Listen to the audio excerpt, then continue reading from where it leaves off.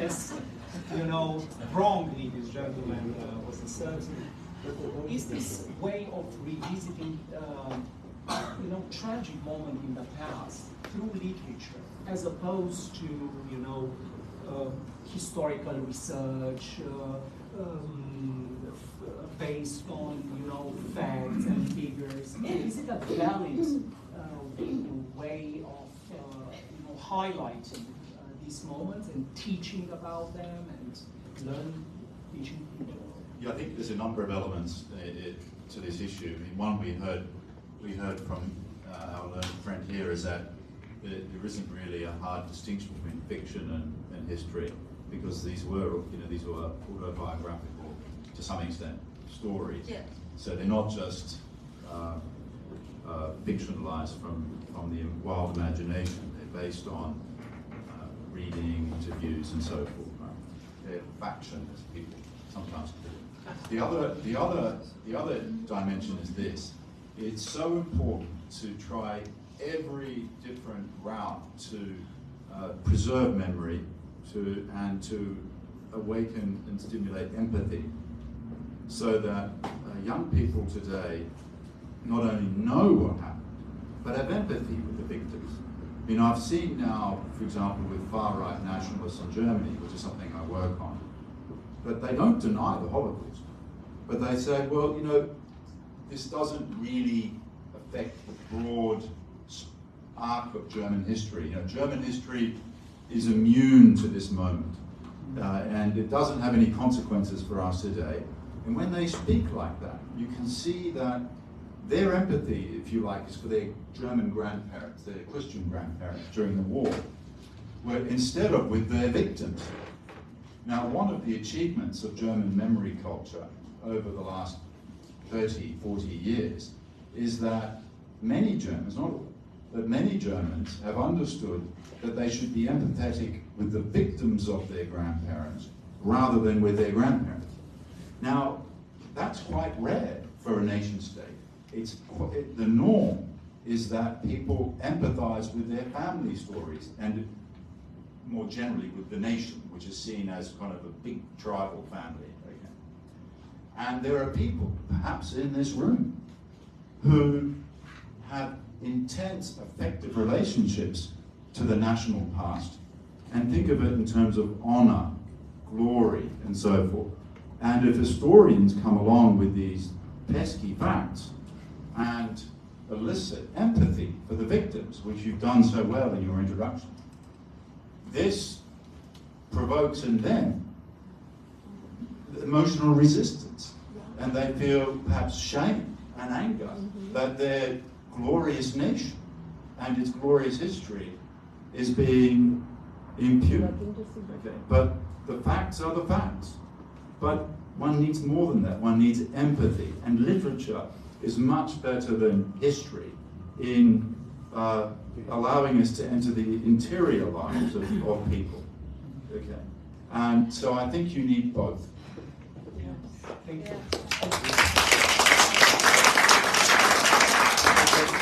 And because we need both, it's time for another reading.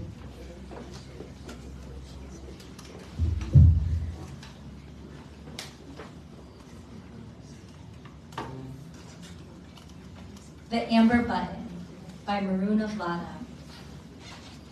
The third acquisition was the old album with photos and notes inside, the one I fought with my father over, and with everyone else that, despite the evidence right under their noses, kept denying it. I have already read plenty on the subject. It was my mantra. But there is so much evidence. There are photographs. We have certain information. And now I was really holding an album of photos from June 1941 in my hands. A strange, scurrying sort of heat overtook my body as I was turning the album's pages. I felt like my fingers were covered in blood. Next to the first photo, it was written, "On the ground, the flowing blood had reached all the way to the gate, and I stepped in it. It was as deep as my soul was thick. Vlad Marievich." chief of sanitation for the Iași City Hall. The other photos depicted the triage and the mounds of dead bodies. Iași, the 29th of June, 1941, the triage, that which must be kept alive, that which must be killed, that which is worthy of being saved, and that which isn't. Who decides? Who were the police chiefs? What became of their grandchildren? Maybe I'm part of the families of those police chiefs. We only did what was ordered of us. We had no choice. We domesticated guilt. It was the blood of others, the kind that doesn't stain our hands, the kind that we can make hygienic so that it stays away from our history textbooks. They were other people's orders. They were our sidewalks. They were their veins. It's our peace of mind that we must defend. In the photo, the Jewish men brought to the police headquarters are piled on top of each other randomly, almost constituting a single viscous body. I closed the drawer, barely able to breathe. In 2022, my father still states clearly that these photos have nothing to say about guilt, that the responsibility lies with other people, that there is no evidence. But what is it I'm holding in my hands right now? At first, the guilt is savage and overwhelming. It's unbearable, so we domesticate it by looking for a scapegoat, and we keep placing it outside ourselves. I internalized it. I was born guilty. I am the indifferent relative of these photographs on which someone wrote notes with a pencil. Who do they deserve to be saved from? What is this album doing here under the amber button? I'm not an expert in history. I don't have major moral dilemmas. I had come here to play a secondary game, to save the family's honor. I'm now engaged in the triage of objects. What stays in the family history? What doesn't stay in the family history? The big fish of the nation's history has now swallowed the small fish of the family's history. Someone from the police chief's family is now bleeding alongside someone from the family of Jews murdered at the Iași police headquarters. My ancestors in Iași were engaged in the triage of people, good Jews, bad Jews. We are running inventory on the remaining puzzle pieces, good Romanians, bad Romanians, those who are worthy, those who aren't worthy. The flowing blood had reached all the way to the gate, and I stepped in it. It was as deep as my soul was thick.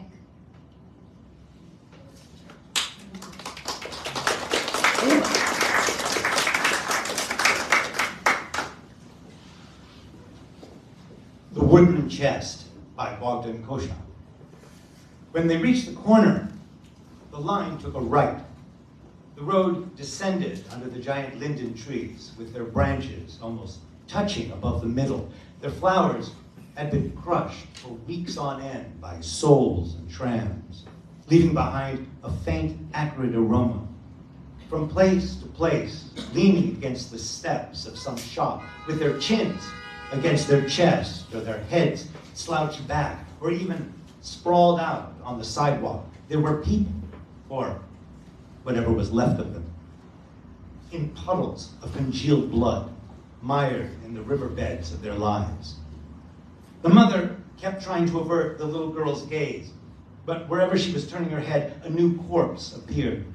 Stunned, the other children in the line had forgotten what had bothered them before. No one was crying anymore. Those are the ones that tried to run, the man told his wife. The ones who fought back. They won't do anything like this to us. Daddy, The little girl kept pointing her hand at a mound of dead people.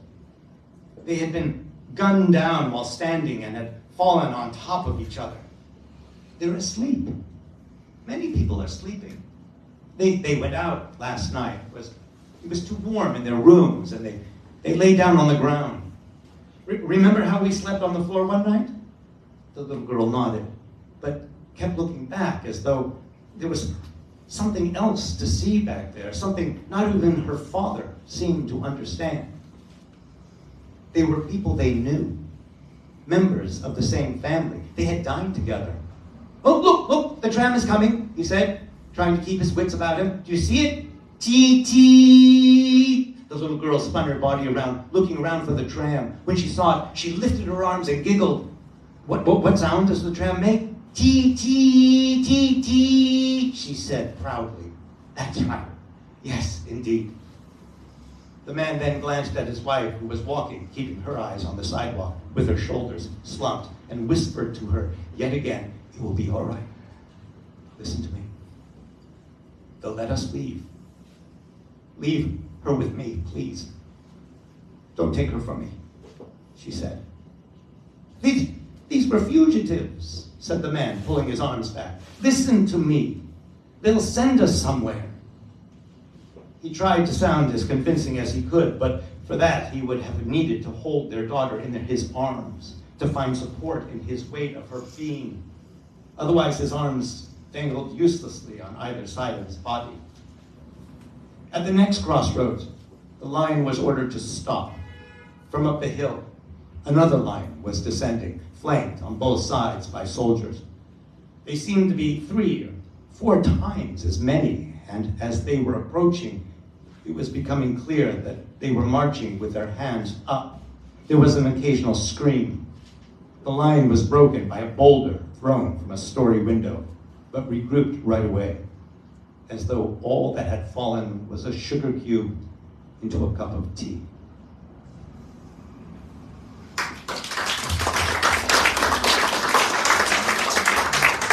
So we have arrived at the final segment of our evening. I mean, not the final, because the final one is the glass of wine afterwards, good Romanian wine.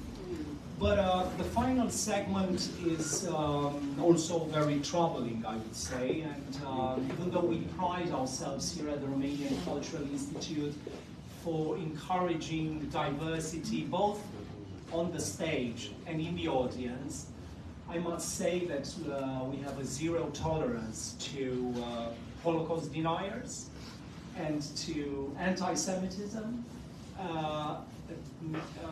We will not permit any expressions of this kind in our midst, in our events.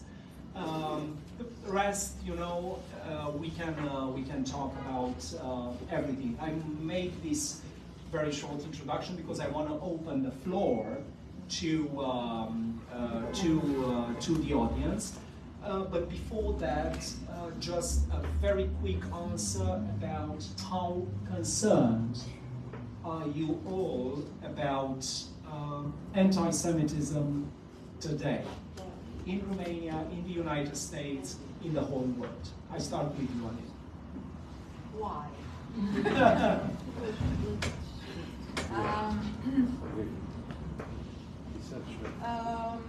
Yes, I think we should all be concerned with any kind of fascist manifestations.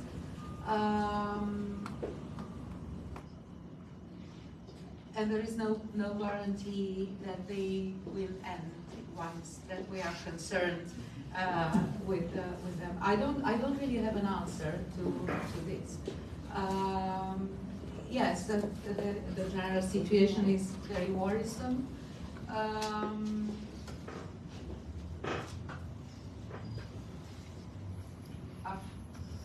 This is, I think this is could be the beginning of a whole debate.